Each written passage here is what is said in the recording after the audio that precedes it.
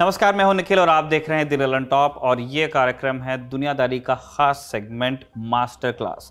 Master class में हर शनिवार हम आपके सामने हाजिर होते हैं, एक विषय चुनते हैं अंतर्राष्ट्रीय प्रसंगों से जुड़ा और उसमें एक मास्टर जी या मैडम को दावत देते हैं। वो आते हैं क्लास में और समझाते हैं, हमारे सवालों के जवाब देते हैं खूब विस्तार से। आज की मास्टर क्लास का विषय है प्रधानमंत्री नरेंद्र मोदी की नेपाल यात्रा, जहां वो लुम्बिनी गए थे बुद्ध पूर्णिमा के दिन और वहां पे उन्होंने प्रधानमंत्री देवबा से मुलाकात भी की थी।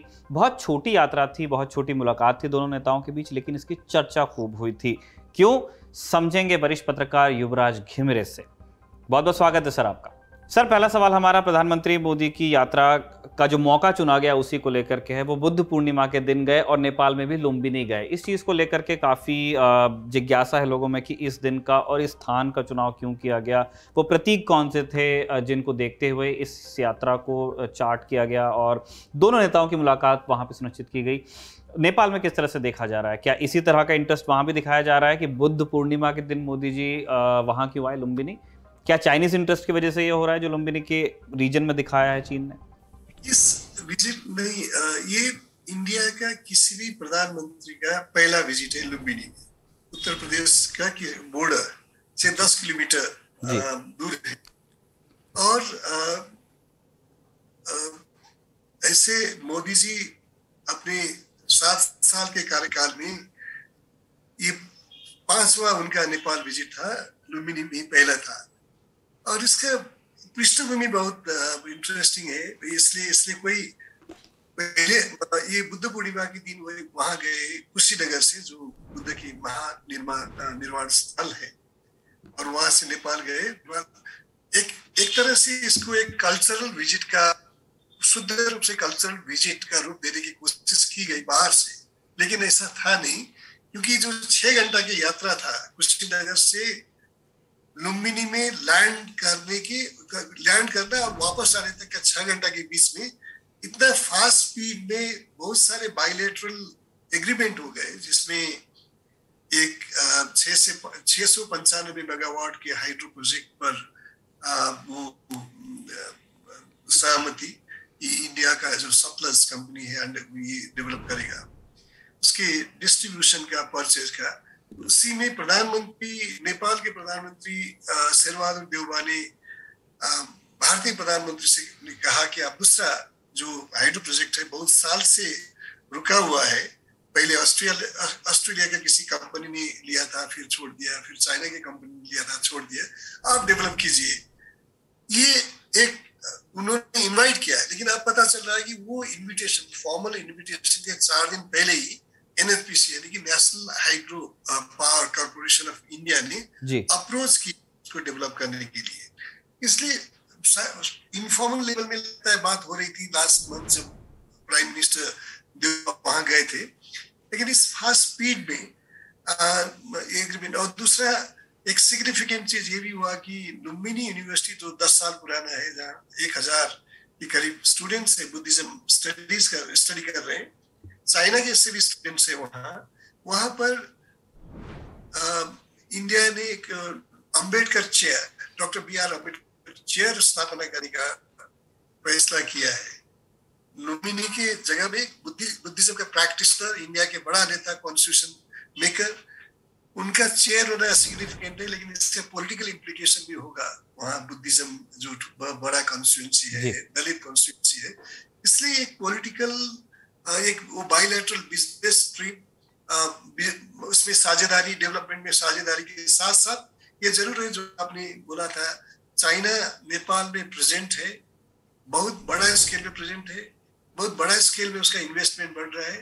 लुम्बिनी में उसका निगाह है, उसने कई बार इंटरेस्ट दिखाया है कि वहाँ उसको एक वर्ल्ड पीस सेंटर के रूप में डेवलप करना चाहते हैं, रेलवे लिंक तक लाना चाहते हैं। हालांकि इसका एग्जीक्यूट नहीं हुआ, इम्प्लीमेंट नहीं हुआ है, लेकिन इतने साल तक उसमें नेपाल के साथ साथ लुम्बिनी का एक विशेष तरह का स्ट्रेटेजिक इम्पोर्टेंस है, वर्ल्ड पीस पॉलिटिक्स में उसका रोल है।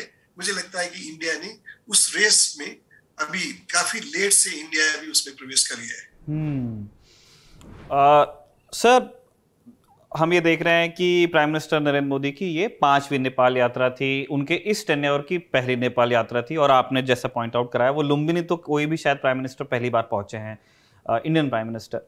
हम ये समझना चाहते हैं कि इस चीज़ को खूब रीड करके देखा जा रहा है कि जब से प्राइम मिनिस्टर देवबा आए हैं उसके बाद से संबंध थोड़े सुध रहे हैं। प्राइम मिनिस्टर यहाँ भी आए थे, नई दिल्ली में उनका स्वागत हुआ, उसके बाद वो इंडिया के अलग अलग शहरों में अलग अलग प्रोग्राम्स में शामिल हुए।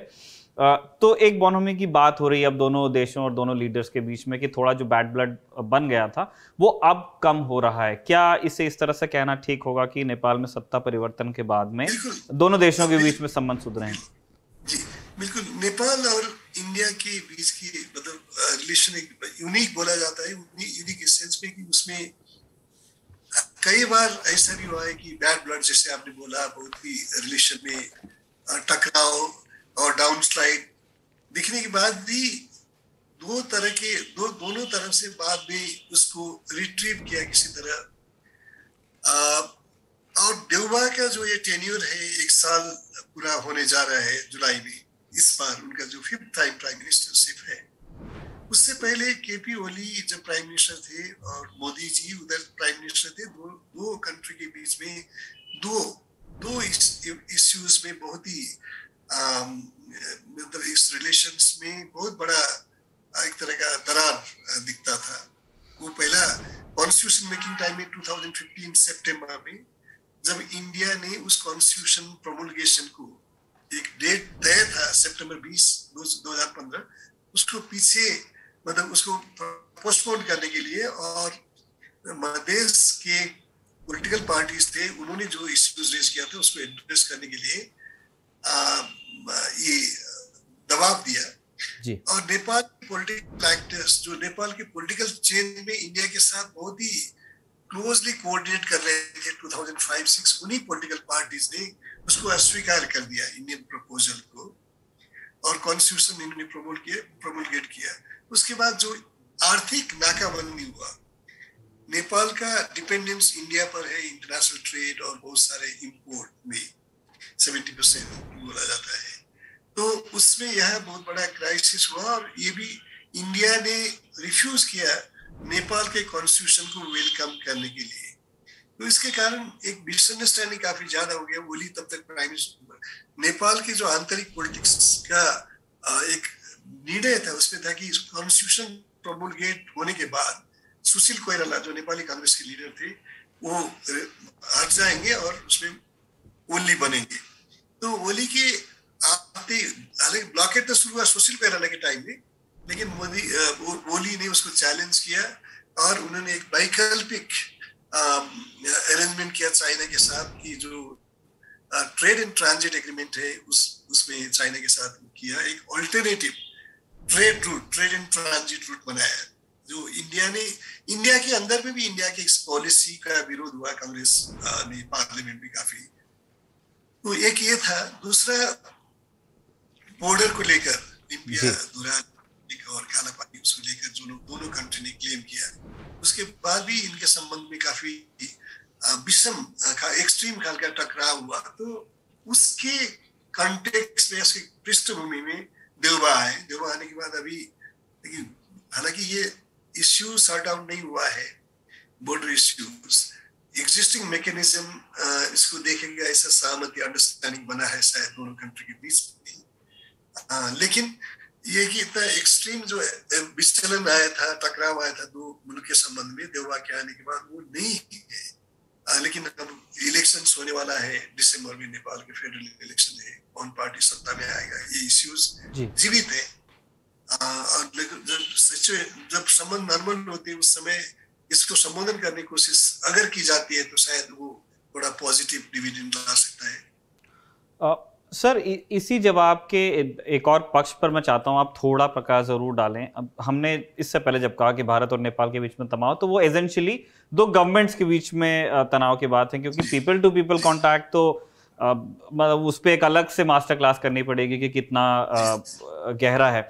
हम ये समझना चाहते हैं कि नेपाल में जो पब्लिक सेंटिमेंट है फिलहाल, वो हिंदुस्तान को लेकर के क्या सोचता है? क्या एक डोमिनेटिंग बिग ब्रदर वाली जो छवि थी वही अभी भी बनी हुई है जो आपको डोमिनेट कर जा रहा है, या फिर एक रिकंसिलियरी नोट पे जो दिल्ली की तरफ से जो इशारे दिए गए हैं वो लोगों तक पहुंचे हैं कि हम पड़ोसी हैं, हम रिश्तेदार हैं, कोई बड़ा छोटा नहीं है इसमें। ये रेटरिक्स में जरूर यूनिक रिलेशंस बोलते हैं हम लोग, जैसे कि नेपाल और इंडिया का संबंध extraordinary people, cultural, historical, geography से बना हुआ, ये सब और भी है। इसमें देखिए बहुत सारे इलिसिट ट्रेड होते हैं, करप्शन का भी रिश्ता है हम लोगों के बीच में, ये दोनों ही।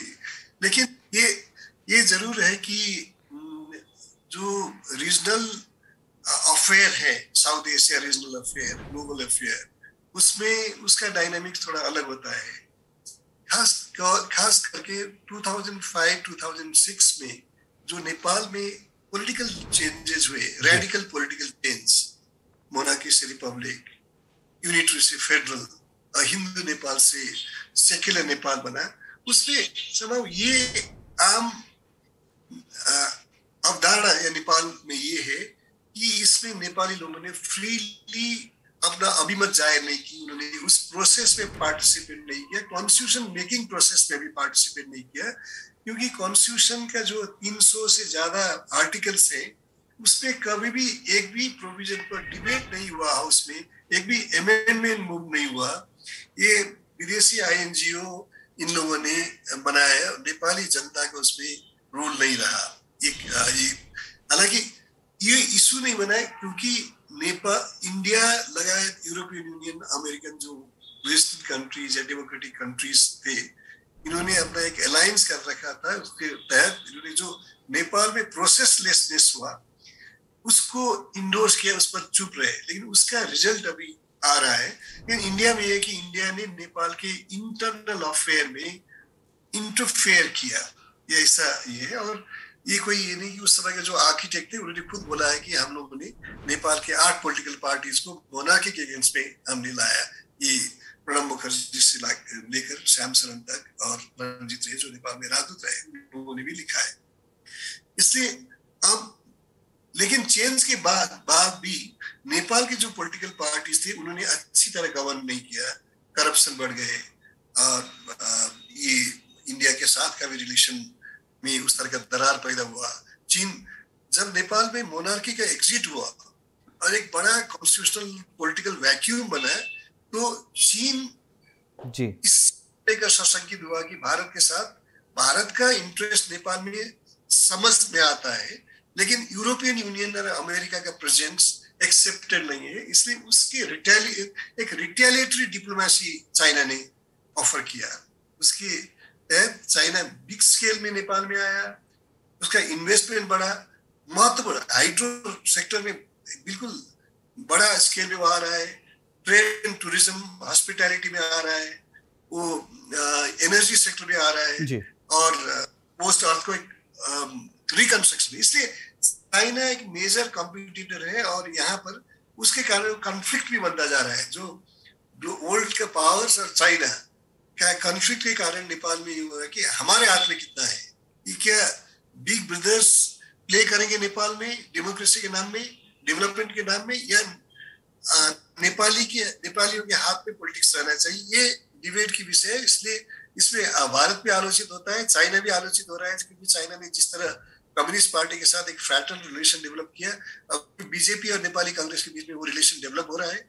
इसलिए लेकिन नेपाली जनता किस हद तक इन्वॉल्व है डेमोक्रेसी में, ये जरूर डिबेट की बात है। और चाइना एक तरह से इनरोड बना रहा है साउथ एशिया कंट्री में। नेपाल अपवाद नहीं है, लुम्बिनी में भी उसका नजर था बिल्कुल सबसे। और ये जो अभी विजिट है, मुझे लगता है कि वो चाइना का जिस तरह का प्रेजेंस और इंटेंट है लुम्बिनी में, उसको भारत ने शायद पहली बार रियलाइज किया है, और मोदी का भ्रमण उससे अलग रहकर नहीं देख सकते। सर ये बताइए कि जो नेपाल में जो आम जनता है, पॉलिटिक्स वाला साइड आपने बिल्कुल बहुत अच्छे से बता ही दिया है कि जो पॉलिटिशियंस हैं और जो पावर्स दैट बी हैं वो कैसे सोचते हैं। आम जनता कितना फ़र्क कर पाती है इंडियन इंटरेस्ट्स और चाइनीज़ इंटरेस्ट्स इन नेपाल? इसमें क्या वो अलग अलग देखते हैं, या फिर वो दोनों ही उनको एक विदेशी ताकत, एक विदेशी डोमिनेटिंग फोर्स लगते हैं, या फिर इन दो कंट्रीज़ को देखने का नज़रिया अलग है? ओके, जरूर, डेफिनेटली अलग है, क्योंकि मैंने ये पहले भी बोला है, 3 तरह से हाँ, एक इंडिया है। कल्चरल सिमिलैरिटी है, हाँ, है उसके अलावा। उसी में, या जैसे जैसे होता है ना कि योगी आदित्यनाथ के पॉलिटिक्स को इंडिया में या नेपाल में भी डिसलाइक करने वाले, क्रिटिसाइज करने वाले लोग हैं, लेकिन जब गोरखपुर जाते हैं, गोरखनाथ नेपाल के इष्ट देव रहे हैं, जब वो गोरखपुर जाते हैं तो वो नहीं मिलेंगे वहां के मान के हैसियत में, उनके खड़ा को लोग मत्था टेक के लौटते हैं। बताइए, काशी चले जाते हैं, गया चले जाते हैं श्राद्ध के लिए, रामेश्वरम 4 धाम है, वहां से लोग आते हैं, पशुपतिनाथ, ये पितृ तर्पण के लिए वहां जाते हैं, एजुकेशन सेंटर, मतलब नेपाल और इंडिया का रिलेशन का मल्टीपल डायमेंशन है। और इसके साथ मैं जोड़ना चाह रहा था, एक सेक्युलरिज्म है, दूसरा सेक्युलरिज्म का एक डिस्टोर्टेड अभ्यास है। नेपाल में जो अभी हमने बोला कि मोनार्की से रिपब्लिक और हिंदू नेपाल से सेक्युलरिज्म, नेपाल जब हिंदू राष्ट्र भी था, उसमें टॉलरेंस बहुत ज्यादा था दूसरे फेथ के प्रति, इंटरकास्ट मैरिजेस वगैरह, बहुत ही रिस्पेक्ट और टॉलरेंस था। लेकिन अभी इंडिया के जो राजदूत रहे नेपाल में, रंजीत रे, उनका किताब आया काठमांडू डिलेमा करके, उन्होंने अभी अपने पोस्ट से हटने के बाद ये लिखा है कि सेक्युलरिज्म में प्रोजिटलाइजेशन या धर्म परिवर्तन खुला रूप में हो रहा है, ब्रिटेन और अमेरिका इसको आगे बढ़ा रहे हैं, ये उन्होंने लिखा है। इसलिए यहाँ पर ये लोगों के बीच में आपने डिबेट नहीं होने दिया सेक्युलरिज्म क्या क्या होगा, लेकिन इस पर असंतुष्टि है कि ये पॉलिटिकल चेंज, ये जो अनकंट्रोल्ड असममित चेंज वो इंडिया ने बढ़ावा दिया, एक्चुअली इंडिया इंपोज किया, उसी ने लीड रोल ले लिया इसलिए अमेरिकन और यूरोपियन को लाकर। इसलिए गणतंत्र इंडिया का एजेंडा था, तो धर्मनिरपेक्षता, इस तरह के धर्मनिरपेक्षता इंडिया का एक पैकेज डील का पार्ट था। इस हिसाब से असंतुष्टि इंडिया, क्योंकि इंडियन एक्टिविटीज विजिबल होता है, चाइनीज उतना विजिबल नहीं होता है। इंडियन एक्टिविटीज समझ में आता है, चाइनीज समझ में नहीं आता है, इसलिए लोगों में जो आक्रोश होता है इंडिया के प्रति ज्यादा होता है। करेक्ट, मतलब चाइनीज इंटरेस्ट जिस तरह से वहाँ प्ले आउट होता है, मुझे लगता है कि बड़े सबलाइम तरीके से वो अपने काम करते होंगे, जैसे क्योंकि आपने जैसे बताया कि चीन बड़ा हेविली मतलब इन्वेस्टेड भी है और इंटरेस्टेड भी है नेपाल में, और वो बहुत सारे प्रोजेक्ट्स में इंटरेस्ट ले रहे हैं। बावजूद इसके अगर उसकी विजिबिलिटी कम है तो एक इंटरेस्टिंग तरीका है डिप्लोमेसी का। अगले कुछ 2-3 छोटे छोटे सवाल हैं सर, उसके बाद हम इस चर्चा के अंत की तरफ बढ़ेंगे। एक रिपोर्ट पिछले दिनों भारत में खूब डिस्कस हुई, पढ़ी गई। ये कहा गया कि नेपाल के पास फॉरेन एक्सचेंज रिजर्व्स की अब थोड़ी कमी हो रही है। अलग अलग एस्टिमेट्स हैं, 6 मंथ्स 7 मंथ्स। अगर ये सिचुएशन ख़राब होती है तो ये आशंका जताई गई है, कोई नहीं चाहता ऐसा, हम भी नहीं चाहते कि जिस राह पे श्रीलंका जा रहा है उस राह पे नेपाल भी बढ़ सकता है। हमें जानना चाहते हैं कि अगर ऐसी कोई स्थिति निर्माण होती है, भगवान न करे ऐसा हो, तो भारत की क्या उसमें भूमिका हो सकती है, उसे सुधारने में, हेल्प करने में? एक फियर और हाइपोथेटिकल ये भी पार्ट भी है इसमें जब नेपाल ने बीआरआई में साइन किया था, बेल्ट एंड रोड इनिशिएटिव में जी, इसे तब से एक इंडिया में भी कि नेपाल डेट ट्रैप की तरफ जा सकता है। और अभी श्रीलंका एक एग्जाम्पल बन गया है, क्योंकि श्रीलंका और नेपाल का सिचुएशन बिल्कुल अलग है। नेपाल में तो बीआरआई का कोई प्रोजेक्ट इस तरह आगे बढ़ा भी नहीं अभी तक, ये प्रिंसिपल साइन हुआ है। दूसरा, फॉरेन रिजर्व ये बोलते हैं कि आने वाले 6-7 महीने के लिए इनफ है, लेकिन यह इकोनॉमिक एक्टिविटीज, प्रोडक्टिव एक्टिविटीज बंद नहीं हुई, कोई एबनॉर्मल सिचुएशन नहीं है। अभी नेपाल के जो नए राजदूत गए हैं दिल्ली में, वो एक इमिनेंट इकोनॉमिस्ट भी है, प्लानिंग कमीशन के वाइस चेयरमैन भी है। उन्होंने ये दिखा है कि नेपाल का श्रीलंका का सिचुएशन कंपेरेबल नहीं है। इसलिए मुझे लगता है, देखिए, इंडिया या चाइना, उनका एनुअल बजट में आप देखते हैं नेपाल पैकेज या और कंट्री के पैकेज वो भी करते हैं। जैसे अर्थक्वेक वगैरह हुआ, वॉर लाइक सिचुएशन हो गया, यूक्रेन रशिया का वॉर ने दूसरा फॉर्म लिया, वॉर का इकोनॉमी पर दूसरा असर पड़ा, वो दूसरी बात है। लेकिन अभी के सिचुएशन में यहाँ जो इकोनॉमिस्ट है वो भी बोलते हैं, और जो नॉर्मल एक्टिविटीज चल रहे हैं उससे भी ये नहीं लगता है कि वो श्रीलंका टाइप सिचुएशन जाने वाला है। सर, अब हम ये समझना चाहते हैं कि हमने इस बात पे तो खूब बात कर ली है कि फिलहाल हम भारत और नेपाल के संबंध जहाँ देख रहे हैं वह वहाँ पहुँचे कैसे हैं। प्राइम मिनिस्टर देवबा और प्राइम मिनिस्टर मोदी की आपसी जो बातचीत हुई है और उसके जो रिजल्ट्स हैं उस पर भी हमने बात कर ली है। हम ये समझना चाहते हैं कि नेपाल में जो आपके जैसे लोग हैं जो भारत और नेपाल संबंधों को करीब से देखते हैं, स्टडी करते रहते हैं, उन्हें भारत और नेपाल के संबंधों का भविष्य कैसा नज़र आता है? क्या हम सही ट्रैक पे आगे बढ़ रहे हैं? आगे चल के किस तरह की परिस्थितियों की कल्पना करते हैं सर आप लोग? दो चीज मुझे लगता है। एक तो जो एक अवधारणा है नेपाल और भारत के संबंध का, जिस अवधारणा बायलैटरल रिलेशन को डिक्टेट करता है उसमें रिव्यू की आवश्यकता है।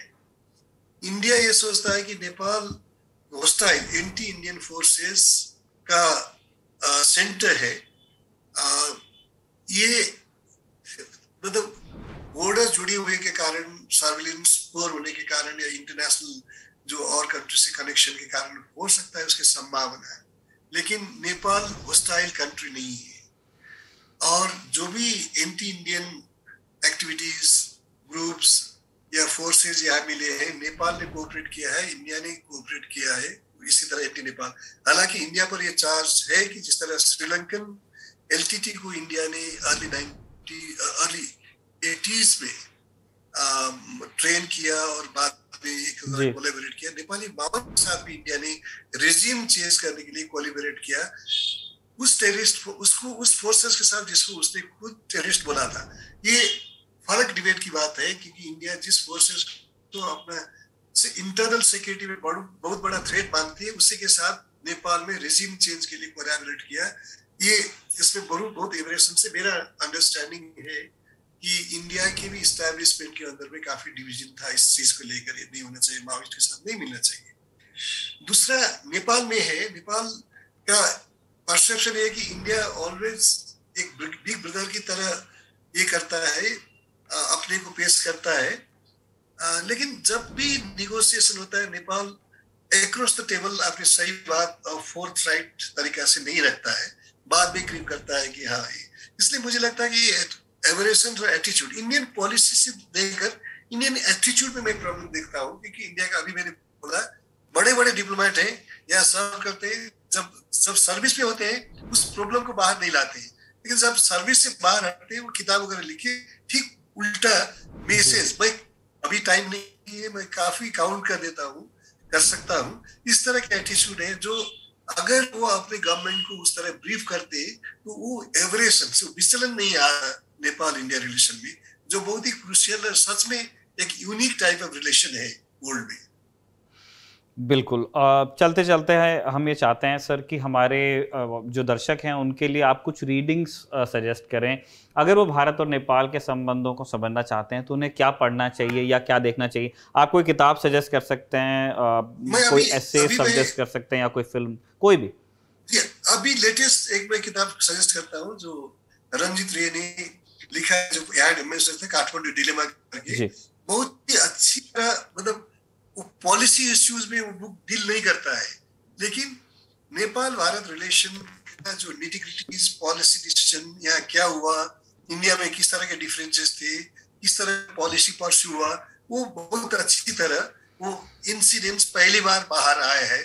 यहाँ तक कि वो बोलते हैं कि भारतीय सेना और इंटेलिजेंस ब्यूरो ने अपोज किया था माओइस्ट के साथ किसी तरह का कोलैबोरेशन। वो ये चाहते थे कि मिलिट्रीली उनको डिफीट करना चाहिए 2005 में 6 में, जिसको उन्हीं की बनाए, मतलब उसमें रिलेशन के उसमें RAW और MBA सैम सरन का नाम थे, सैम सरन, और उस समय के रॉ चीफ आर्मी थरकन, they were the real architect of India policy. Nepal बोलते हैं, ये सभी इंडियंस जो नेपाल इंडिया रिलेशन में इंटरेस्ट रखते हैं उनको जानना चाहिए। चलिए, ऑन दैट नोट इस सजेशन के लिए भी आपका शुक्रिया करते हैं, और आपने जो सारे इंसाइट्स हमारे दर्शकों के साथ शेयर किए हैं सर, उसके लिए भी आपका शुक्रिया हमारे तमाम लंटॉप परिवार और हमारे दर्शकों की तरफ से। हमारे दर्शक अभी बात सुन रहे थे वरिष्ठ पत्रकार युवराज घिमिरे से। आप नेपाल से हमारे साथ जुड़े थे, ये हमारी मास्टर क्लास थी। आज के मास्टर जी युवराज घिमिरे थे, वरिष्ठ पत्रकार, और आज की क्लास का विषय था भारत नेपाल संबंध। कॉन्टेक्स्ट या न्यूज़ स्पेक था प्रधानमंत्री नरेंद्र मोदी की हालिया नेपाल यात्रा, जिसमें वो लुम्बिनी गए थे, प्रधानमंत्री देवबा से भी मिले थे। इस एपिसोड को देखने के लिए आपका बहुत बहुत शुक्रिया। आप कमेंट बॉक्स में लिख के ज़रूर बताइएगा कि हम किस तरह के सुधार इस प्रोग्राम में करें तो ये आपको और पसंद आएगा। अब आपसे मुलाकात होगी अगले एपिसोड में, तब तक के लिए अपना ध्यान रखिए, देखते रहिए द ललन टॉक।